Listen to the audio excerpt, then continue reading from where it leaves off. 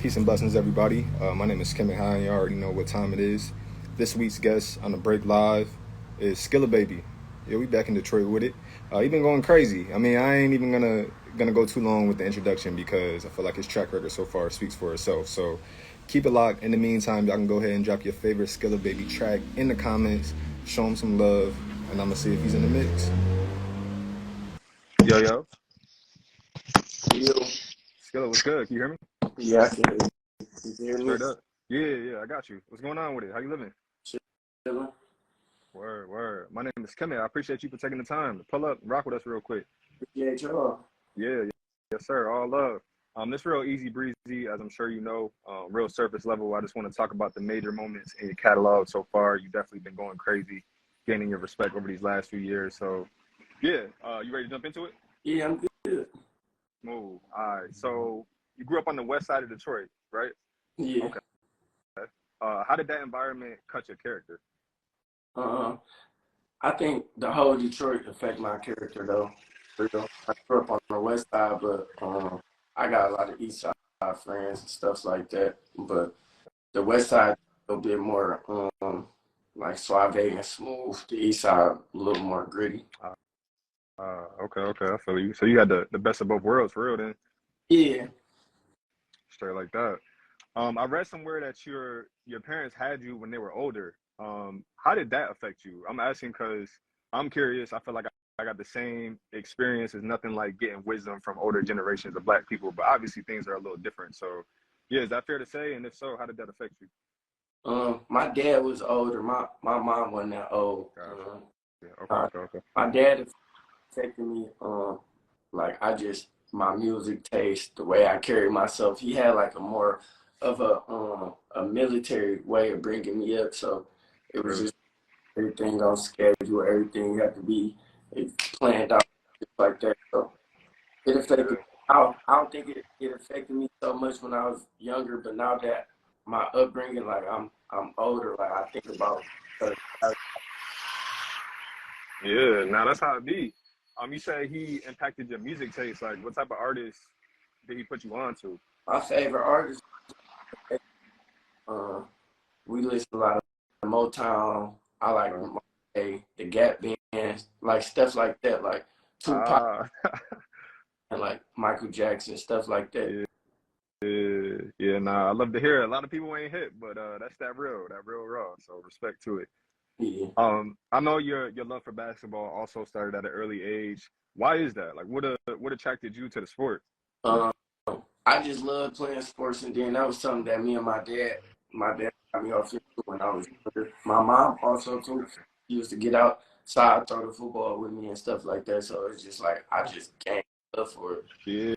Yeah, for sure. And that's how you.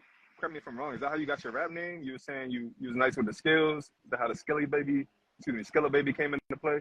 Or am I Yeah, getting it wrong? I had skills when I was like 6, 7. I was too young to be on. I ain't good enough to play.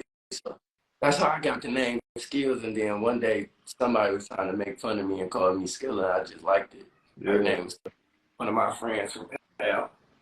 that's real. Nah, that shit hard though. You still hoop these days, or is Yeah, that in the past? I be busting people ass for real. Oh. I'm If you like, had to, if you had to compare your game to one person in the NBA, past or present, who would it be?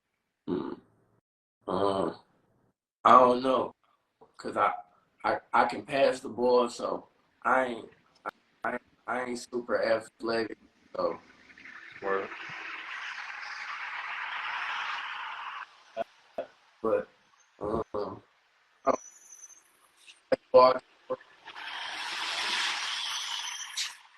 I don't know.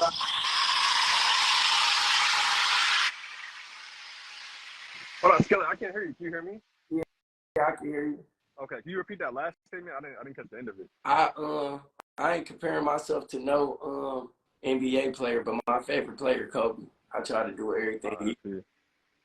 Yeah, man, real tone setter. Let's get into the music real quick. When did you start making music? Around what age and what led to that decision? Around 16, I started making music. Straight up. Uh, I started taking it serious around 18, 19. Okay. At 16, like what motivated you? Was it around you? You know what I'm saying? Was you just did you know the whole time that you wanted to be an artist? Like what actually led you to hopping on that mic? I was just looking for myself, trying to find what I love and my niche, and then I really loved playing sports, but I couldn't get staying out of trouble in school, so I found a little, yeah, for real. I got you. I got you. Um, you spoke before about like Sada Baby being an influence to you early on. For those who don't know, y'all obviously got a fire project out called Carmelo Bryant. You just talking about Kobe. Where did that relationship begin? I grew up with his little brother. That's like my real close homeboy named Quill. Uh, So okay. we know a couple mutual people. So when I was 19, um, one day he just called like I want to fuck with Skilla, and then I pulled up on him, but we ain't just started doing music because I don't just do it. I like it anyway. So it ended up being to me. I like this situation. We came close like we brothers for real. So I after mean, that, we just hung out. We kept out.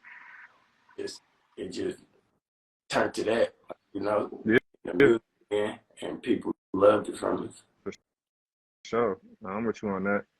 You said you started taking it seriously around the age of 18. Like, what changed at that moment, and what was like a song that came out that you feel like really established you as a rapper? I did this song called Womack and people liked it in Detroit, so I just was like, I'm a I'm gonna keep going and stuff. But I Yeah, always I can knock at this door and get open for me. So I go with it. yeah, for sure. That motherfucker is wide open at this point. Um, one of the tracks that helped that Icky Vicky vibe. You already know I gotta ask you about that. What do you remember about the day you recorded it? What do I remember? I remember Yeah, I remember I wrote that song. Like I don't normally like it got to be a special beat for me to write to it. So if I okay. write, I know I like this beat. This special beat to me. I don't, every time I write to a beat, it's special. I don't know why it just happened like that for me. It be special records. So I wrote to it, and I went to the studio, and it came out like that. And I was trying to be super metaphoric on it. Oh yeah. I feel Mm-hmm. like that's consistent in your catalog too. Like if you a bars first kind of person, you catch your punchlines, like your metaphors, definitely on brand with what you got going on. Yeah. For sure. Another track I gotta ask you about, Tay D Style, another heater in your catalog, another fan favorite. Who is that to you and like what inspired that track? Tay B style. I mean, Tay B is my cousin. That's my big cousin. And then the track was inspired because it just be like all facts since a little nigga just take B style. You know, that's brand. You know, that's Yeah, like that's a big brand for us in Detroit. Like everybody knows for us in Detroit. So gotcha. taking it for the world, I was trying to put something like city to relate to, and it just ended up being my big. Yeah. Hell yeah, you gotta respect that. Then that's dope. It's so interesting how we could take things from our city, from our upbringing, bring it from our specific situation, and make it worldwide, like you did with that. So that's fire. Yeah. 2022, last year, obviously a huge breakout year for you. What do you think it was that wrote people in around that time? You know, your platform started skyrocketing, your name was everywhere. What changed last year, I, if anything? really, I just feel like I had a lot of positive. You know, you got to take the negative with the positive, and Hmm. it's about how you wear it. Like people see you not confident with negativity, and you got negative stuff going on in your life. They dog you, but if you keep your head up, your chin, up, walk through it, but they like that. People be te- Yeah. people will test you every day, say some foul stuff to you. You're Oh like, God. oh, that's what I think it was for real, for real. I think people fall in love with my personality. Yeah, yeah, for sure. We gonna get into that in a second because you big on social media. Like motherfuckers definitely gravitate to you heavily. So that makes a lot of sense. What year did you sign with Geffen? I signed last year in November. No, October. Okay, okay. Why were they a fit for you? I know you had a little bidding war going on, clearly, but yeah, what made you land there? It felt family oriented. Nice. Dash, Dash and Slim was a big part of it. Pootie, he he part of my label. He's a big part of it. Why everybody, my lawyer told we weighed out the options. We pushed, pulled, negotiated the Yeah, contract. This was the best fit for me. 100%. Nah, that makes sense. I mean, you got a dope team behind you. You already know the track record when it comes to that brand specifically. Nicole, Nicole from Interscope, she's a big influence for me going there. My first, Sure. her dad's first interview with me, they just so much interest in me that I just felt like they believed in me the most. Yeah, 100%. Shout out to Nicole. They definitely leveled up when they signed you. Mhm. Speaking of your label, We Eat the Most was recently reloaded. I know it came out last year. It was recently reloaded. 7 more tracks, features from Lil Tyler, Baby Tron, G Herbo, Rilo. Are those new songs that you recorded like over the last year, or are those tracks that you had in the tuck? The Baby Tron song was something I had took the Lil Tyler and the Rilo and G Herbo. That's some new stuff that I recorded in the last few months. Okay. I've been recording a lot, so it's been like I I've been saving tracks. I've been trying to make certain projects, and we just all agreed like we need to put these on this project. So because I ain't had no features on the first so that the Lux Reloaded version, we're gonna put my features for the rest of the songs. Yeah, yeah, yeah, for sure. Um, that was actually like one of my next questions. You kind of spoke on this a little earlier in the interview, but what's your process like of, deciding which features you want to do and deciding which artists you want to put on your music? Because it always sounds like it's perfectly placed, but is there any Is it rhyme or reason? um some songs I just feel like certain people will sound good on it, whether they my homeboys or not. So I rather pay them like get on this because I don't really trying to be friends with everybody. But if you my homeboy and we click like that, then I'd rather put them features on there first for real, for real. But I'm really whatever for the business. I pay you whatever you want as long as you worth it for real, for real. I just be trying Yeah, to make the best music, like satisfy my fans for real. most definitely. Yeah, a lot of people don't know. I mean, music is fun, it's entertainment, but once you're on the other side of it, it's a business. You know what I'm saying? It's chess moves to be made all the time. So I feel that. Yeah. What's your process like of recording? How often do you record? I know you said you don't write, so you typically freestyle. You the type to go in a studio session and lay down 10 tracks in a day, or how does that come? It depends. Like some days I go lay down 10. Last night I did one with G Herbo and Rob 49. It was so good. I just felt like we Fire. couldn't. So Yeah. I um So, I write if only if the beat is that special to me. I write. I'm not opposed to writing. I'd rather write it. I'd rather the beat be that special that I write to it. But I try to some some I try to still keep quality in it and quantity. So I so, think I gotta push out music and I know it got this. I just try to go with the flow. I really try to make my music based on how my day. Yo, last night it was 50 people in the studio. That's why the song was upbeat. I might rap about something. If there's some girls in the studio, I might know how my day going for real.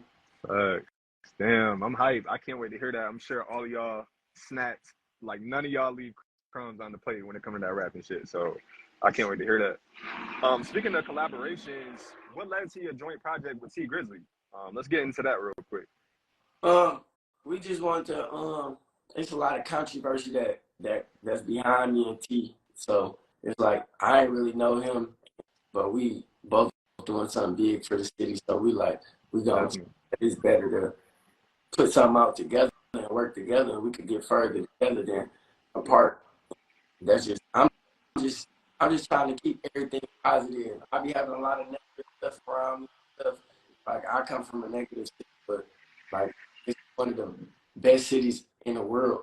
I want to show our positive negative side. A lot of the on the negative side of the Yeah, nah, for sure. You're a real one for that. And I think that's dope, at least from my perspective of covering Detroit, like everybody seemed locked in. It don't feel like, I mean, you correct me if I'm wrong, but people want to see the others lose. You know what I'm saying? Yourself, look at your catalog. Look at how many Detroit artists you have on every single project, every single release. Like that camaraderie is definitely commendable. I'm a fan of Detroit first. Like I love every artist in the world, but I'm just rooting for the home team first. I love all our artists, whether I don't know you, whether I Yeah, hell yeah. No, most definitely. You just spoke. One of my questions I was going to ask you about consistency. Ever since you started rapping, you've been putting out a number of projects. One, I just want to ask that, see if there's any clarification you can add. Where does that intention of keeping your foot on the gas come from? Because you have such a solid fan base at this point. At least it seems like where you could take your foot off the gas, let things marinate, but you stay hitting people with projects. So what? my bills need to be paid every month. Facts. Take care of. I got people depending on me. You just can't get content. Like it's easy to get content. Yeah, I don't want to be one of them guys. I talked to Chris Brown. He told me. I peeped on your IG. I asked him how he stay grounded, and he said I act like I ain't accomplished nothing. So that's how I'm going. Oh yeah, from the legend himself. That's dope. You got a lot of praise. Your name is always on social media, clips of you. Recently you got a lot of praise for you Put It on the Floor remix. That production feels reflective of what's popping in the Midwest right now. As a native, how would you describe that Detroit sound? I think it's just like a breath of fresh air. I feel like we finally getting our recognition, and no, nobody. It's not really a Detroit sound. Like you could call it a Detroit sound, but I think guys with the feel good, funny music. You got the East Side with the trap bangers. You got the West Side. You got Payroll. You got Baby Spoon. You got Key. You got and you got Black Boys. They come in Mm-hmm. all type of music. Talk about hustling. They talk about drill. We got drill rap. We got Baby Shine with hip hop bar.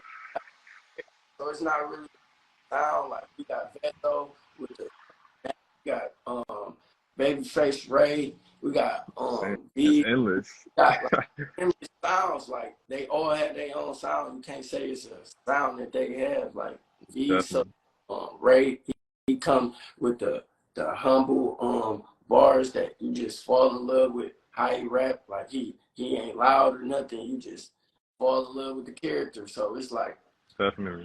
like you got Peas, you got everybody. I listen to all of us. I listen to everybody. True. I fuck with all of them. Everybody. You got Cash Doll. Everybody. Like, It's really endless. Yeah. money. Like, excuse me if I ain't name you. Like, it's just endless amount of talent. And if you have talent in Detroit, like Kurt Dollar, Flair, it's people that people not really hip to that. You got Sada. Everybody knows Sada's just like the best entertainer from Detroit. Like, come on, it's like, dude, everybody. We got endless talent. Yeah, nah, true. Now, I don't think Detroit, excuse my French, can be fucked with. Like, Nah, pop your shit. Yeah, 100%. I mean, that's on display right now, especially over the last few years. Like, Detroit got it. You know what I'm saying? Atlanta gonna be Atlanta, New York gonna be New York, Florida popping, but something going on in that Midwest that's real special. So shout out to y'all. yeah. Speaking of which, like, how did you approach your verse on the D mix of Peasy's 2 Million Up? What'd you say? How did I do what? How did you approach your verse? I ain't gonna lie. What's good? Peasy really called me like, man, I need you to go hard on this bitch. And I just was like, all right. And I just did that shit as soon as he called me. Because I ain't gonna lie, I've been wanting to do a song with Ray and Vezo and Peasy. So I just was like, I'm gonna really try to chew all day ass up. Even though looked up to them like as far as rap growing up. So I'm like, shit, I'm about to try to eat all their asses. For real. Most definitely. Nah, respect to that. You stepped up to the plate. Couple more questions I want to ask you real quick. Aside from rap, aside from the music industry stuff, what are you into? I'm into traveling. I like Okay. certain moves. I like reading. I like learning. Or, I like sports. Everybody know I love sports, and I like giving back to the kids. Like that's my biggest mission in all this. I just want to give back to the youth. Because I remember being young, rappers and stuff like that, and I don't know how that would have motivated me. I probably would have been somewhere way in different space. Um, like, mm, big respect to that. I can relate as well. One of my favorite lyrics is, I think it was Kendrick. He said, "They give me the game, I go back to the turf and give it right back." I'll be on that same thing, just trying to pay it forward. Because, like you said, you never know how that could affect somebody. yeah, I try to just if I can make one person day, especially a child, I just feel like I won for real. Yeah, 100%. Well, obviously, you got new music on deck right now. Continuing to elevate. What's the rest of the year look like for you? What else are you working on? Um, I'm just trying to work on my business for real, for real. Try to get into more real estate. Okay. Trying to work on some everyday life stuff. Some because music, I feel like we got it down packed. We're gonna drop the album. More features, big features. Good, the label believes in me. Shout out to Geffen. So it's just, I think we got the music down packed. I rolling.